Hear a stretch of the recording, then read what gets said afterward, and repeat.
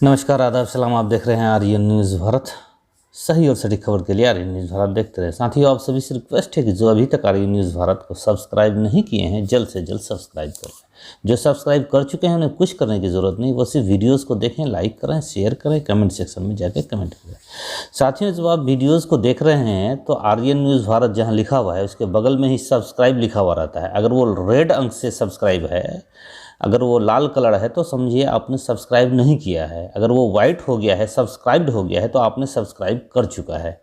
अगर रेड है तो आप उसको उंगली से टच कर दें, वो सब्सक्राइब्ड हो जाएगा, वो वाइट कलर में हो जाएगा। उसके बाद आप वीडियोज़ को देखेंगे, उसके बाद सारी नोटिफिकेशन आपको मिलती रहेंगी। बात करते हैं बिहार के प्रेशर पॉलिटिक्स की। प्रेशर पॉलिटिक्स ये है कि आरजेडी ने बहुत बड़ा दांव खेला है। उन्होंने नीतीश कुमार को एक तरह का खुला ऑफर दिया है कि विशेष राज्य एवं जातिगत जनगणना को लेकर आरजेडी ने बिहार के मुख्यमंत्री नीतीश कुमार को एक खुला ऑफर दिया है कि हम इस मामले में, इस बिंदु पर आपके साथ हैं। अगर भाजपा नहीं आती है या उनके कोई मंत्री अगर इस लाइन के खिलाफ हैं तो आप उनके मंत्री पद से उन्हें आप हटा सकते हैं। आप डरे नहीं, हम आपके साथ हैं, यानी आरजेडी आपके साथ हैं। एक तरह का खुला ऑफर आरजेडी ने नीतीश कुमार को दिया है। ये एक तरह का प्रेशर पॉलिटिक्स है, क्योंकि जातिगत जनगणना को लेकर के जो देखा जा रहा है कि जिस प्रकार से जेडीयू या आरजेडी या अन्य दल उस पर आगे बढ़ रहे हैं, उस प्रकार से केंद्र सरकार द्वारा ये जो भाजपा पर भारतीय जनता पार्टी है वो उसमें उतनी दिलचस्पी नहीं दिखाती है। इसी को लेकर के आरजेडी ने एक तरह का ये प्रेशर पॉलिटिक्स खेला है। जो भी मंत्री अलग जाने का प्रयास करता है उसे मुख्यमंत्री को मंत्री परिषद से हटा देने का पूर्ण अधिकार है।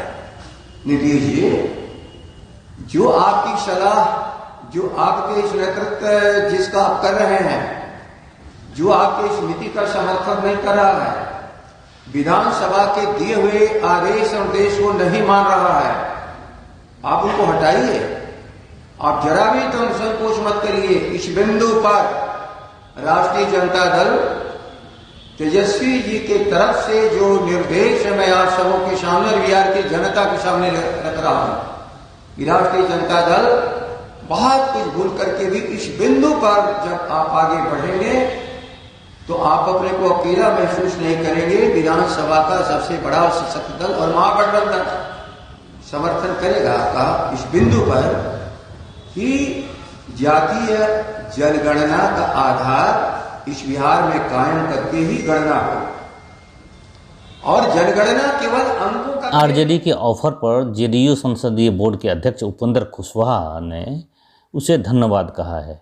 बिहार में नीतीश कुमार की सरकार जातिगत जनगणना कराएगी और बीजेपी ने अभी तक मना नहीं किया है। ये बातें उपेंद्र कुशवाहा ने कही। अब जो नहीं साथ देंगे किसी भी स्टेज में तो मामला उनका है, सोचना उनको है, लेकिन साथ सब लोगों का भी मिल रहा है और जातीय जनगणना होगी। ये उनको कैसा लग रहा है कि आरजेडी ने साफ साफ कह दिया कि नीतीश कुमार की सरकार गिरने नहीं देंगे। अब आरजेडी भी कह रही है आप पूरा खुलकर फैसला लीजिए। नहीं, देखिए, सरकार गिरने और नहीं गिरने का मामला नहीं है। हमने कहा कि कोई भी विरोध किसी कॉर्नर से हो जातीय जनगणना को लेकर, तमाम विरोधों को पार करते हुए, अवरोधों को पार करते हुए और जातीय जनगणना नीतीश कुमार जी की सरकार कराएगी, यह बात तय है, पक्की है। निश्चित रूप से जातीय जनगणना होगी। दोनों आप लोग सर सॉफ्ट हो गए हैं, क्योंकि 2 दिन पहले आपने भी एक बड़ा इल्जाम लगाया था कि खबर आ रही है कि केंद्र सरकार जनगणना को 10 साल डिले कराने वाली है, और आज जगदानंद सिंह ने भी हामी भर दी है। मतलब आप दोनों के सुर मिल रहे हैं। क्या बीजेपी के लिए ये एक अल्टीमेटम होगा? ये अलार्मिंग मैसेज है। देखिए, इस मुद्दा पर कोई 1-2 पार्टी का सुर नहीं मिल रहा है। अब देश के स्तर पे देख लीजिए, नजर दौड़ाकर, तमाम कश्मीर से लेकर कन्याकुमारी तक और कच्छ से लेकर सिलचर तक कोई भी पॉलिटिकल पार्टी है, सबका सुर एक है कि जातीय जनगणना होनी चाहिए। तो सबका सुर एक है और यह जनता का डिमांड है, तो जातीय जनगणना होगी। सब लोगों को साथ देना चाहिए। जो साथ नहीं देंगे तो फिर मामला उनका है, सोचना उनको है। लेकिन कोई विरोध भी करे, कहीं से अवरोध भी आए, तो तमाम अवरोधों को पार करते हुए जातीय जनगणना का काम नीतीश कुमार जी के नेतृत्व में निश्चित रूप से कम बिहार में होना ही है। मसले को लेकर के बीजेपी के विधान पार्षद नवल किशोर यादव ने कहा कि मीटिंग बुलाना ये मुख्यमंत्री का काम है, भाजपा का काम नहीं है। मीटिंग उनको बुलाना, इसमें भाजपा क्या करेगी? मीटिंग बुलाए थे, गए थे प्रधानमंत्री के यहाँ मिलने के लिए, तो हमारे पार्टी से डेलीगेशन में नहीं गए थे लोग। कह रहे आप लोग सहमति नहीं दे रहे हैं।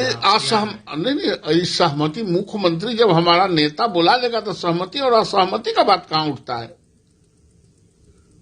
सहमति जब हमारे लीडर वही हैं, उन्हीं में हम आस्था व्यक्त करते हैं, एनडीए के नेता हैं, तो जब वो मीटिंग बुला लेंगे तब कोई इनकार करेगा, तब न कोई बात होगी।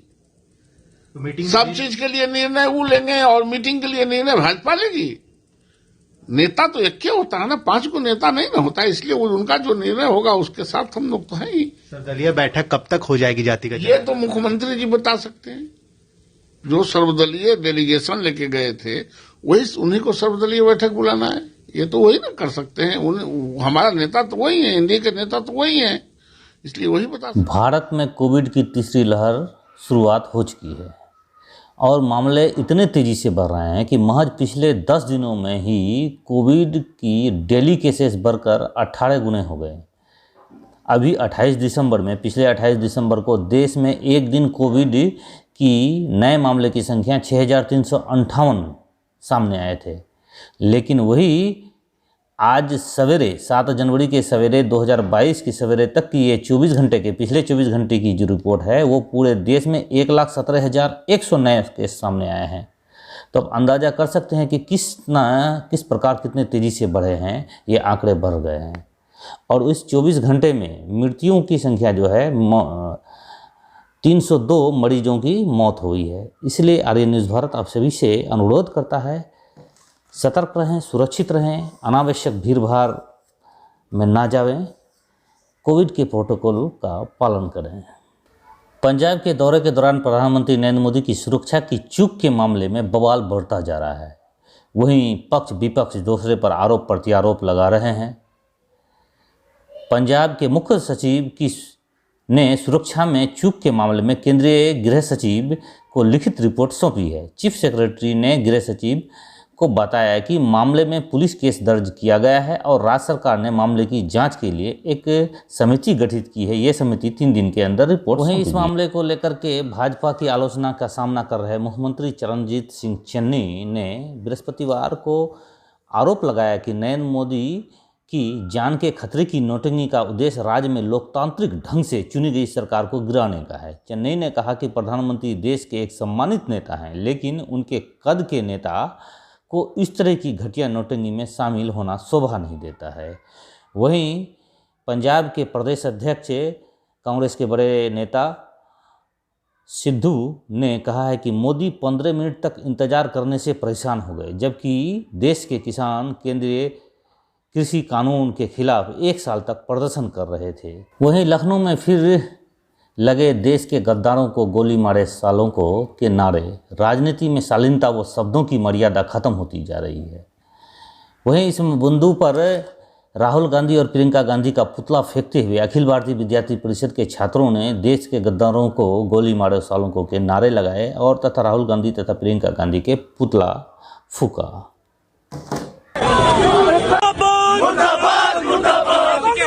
मुर्दाबाद मुर्दाबाद मुर्दाबाद राहुल प्रियंका मुर्दाबाद मुर्दाबाद देश के गद्दारों को देश के गद्दारों को देश के गद्दारों को मुर्दाबाद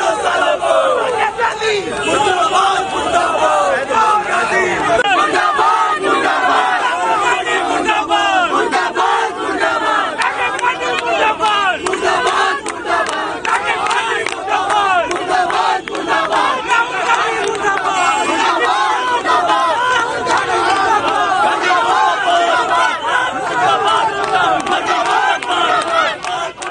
वहीं प्रधानमंत्री की सुरक्षा की में चूक के मामले में जहां पक्ष और विपक्ष के मुख्यमंत्री भी, दूसरे राज्यों के मुख्यमंत्री ने भी मोर्चा संभाल लिया है। जहां भाजपा के मध्य प्रदेश के मुख्यमंत्री ने मृत्युंजय जाप किया है। आज हरियाणा के मुख्यमंत्री महामृत्युंजय जाप करने वाले हैं। तो वहीं कांग्रेस के भी मुख्यमंत्री, छत्तीसगढ़ के मुख्यमंत्री भूपेश बघेल ने भी अपने पार्टी का बचाव करते हुए अपना पक्ष रखा है।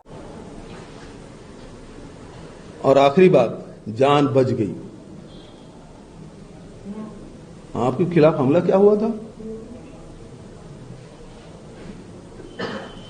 और यदि आपकी सूचना थी कि आगे जान का खतरा है तो फिर गए क्यों? आपकी एजेंसी क्या कर रही थी? तो केवल आप राजनीति करने गए थे। यह बेहद दुर्भाग्यजनक है। और जिस पद पे बैठे हैं, जिस पद को धारण किए हैं, उस जगह बैठ के इस प्रकार की बातें करना शोभा कतई नहीं देता। यूपी के चुनाव में अक्सर देखा जा रहा है कि नेतागण बोल रहे हैं कि भगवान उनके सपने में आते हैं। तो अखिलेश यादव के सपने में श्री कृष्ण आते हैं, बीजेपी वाले के सपने में राम आते हैं। तो वहीं इस मामले में भी AIM चीफ असदुद्दीन अवैसी भी कूद पड़े। उन्होंने कहा कि मेरे ख्वाब में मुसलमान आकर कहते हैं कि सपा को नहीं देंगे वोट। मेरे ख्वाब में मुजफ्फरपुर के मजलूम मुसलमान आते हैं जो घर से बेघर हो गए हैं और वो कहते हैं कि कोई तो हमारे हक की बात करो। पूर्णिया में रिंटू सिंह के करीबी नीरज झा की 2 बाइक सवार अपराधियों ने गोली मारकर हत्या कर दी। परिवार का कहना है कि हत्या लेसी सिंह का भतीजा अथिया ने किया है, जो कि अभी तक बेखौफ घूम रहा है। 2 महीने पहले रिंटू सिंह की भी हत्या हुई थी।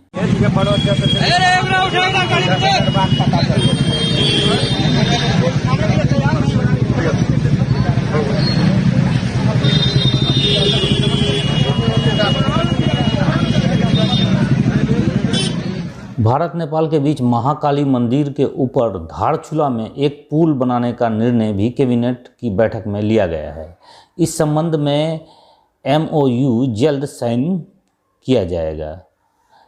इससे उत्तराखंड में रहने वाले लोगों को लाभ मिलेगा और नेपाल की तरफ रहने वाले लोगों को भी लाभ मिलेगा। ये बातें प्रेस कॉन्फ्रेंस करते हुए केंद्रीय मंत्री अनुराग ठाकुर ने कही। और बेटी की भी हमारा रिश्ता है। We share unique ties of friendship and cooperation with Nepal, and this is an important decision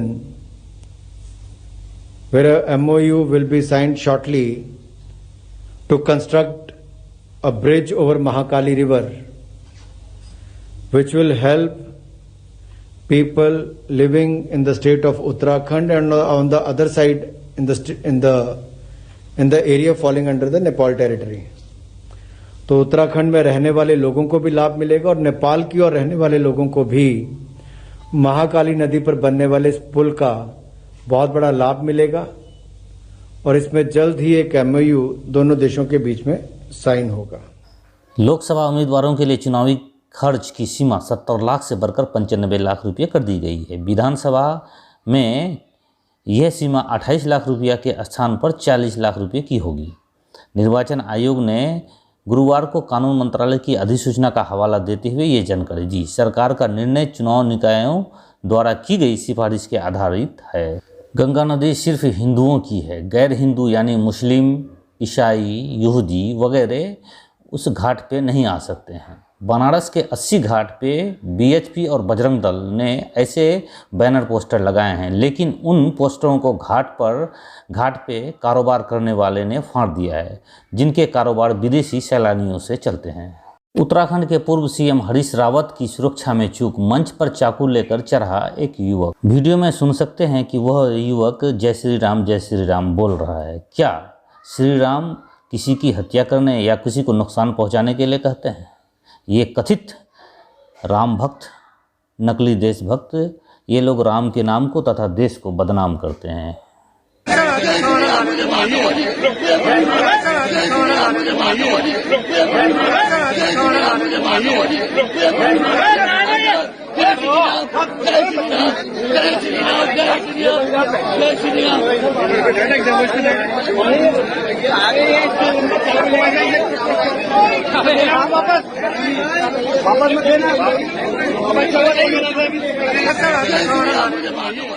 ये वीडियो बहुत ही तेज़ी से वायरल हो रहा है। ये देश के जाने माने बहुत बड़े हेयर स्टाइलिस्ट जावेद हैं, जो एक महिला के बाल बना रहे हैं और महिला के सर पर थूकते हुए कहते सुने जा रहे हैं कि जब पानी की कमी हो तो थूक का इस्तेमाल करिए। इसमें मौजूद वहां के लोग हंसते देखे जा सकते हैं। हालांकि स्टाइलिस्ट ने बाद में इस हरकत के लिए माफ़ी मांग ली है।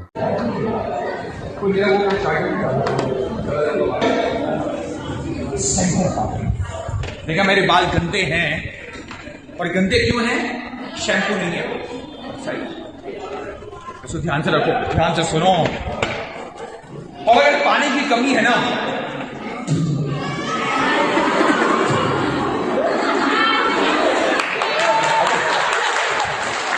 अबे इस धूप में जान है। इसके साथ ही आज का मुख्य समाचार समाप्त होता है। साथ ही आप सभी से रिक्वेस्ट है कि जो अभी तक हमारे YouTube channel RJ news Bharat को सब्सक्राइब नहीं किए हैं, जल्द से जल्द सब्सक्राइब कर लें। जो कर चुके हैं उन्हें कुछ करने की ज़रूरत नहीं, सिर्फ वीडियोज़ को देखें, लाइक करें, शेयर करें, कमेंट सेक्शन में जाकर कमेंट करें। वीडियोज़ को देखने के लिए धन्यवाद, बहुत बहुत धन्यवाद। साथियों, चैनल को सब्सक्राइब करें और बेल आइकन को दबा दें।